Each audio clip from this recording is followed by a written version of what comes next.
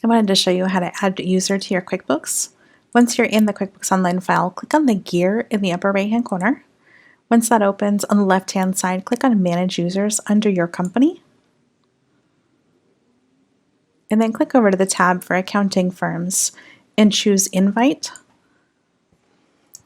So I'm going to add myself.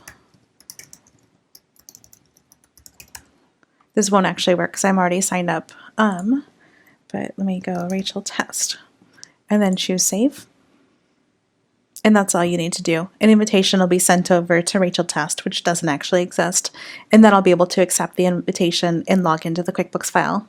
All right, thanks.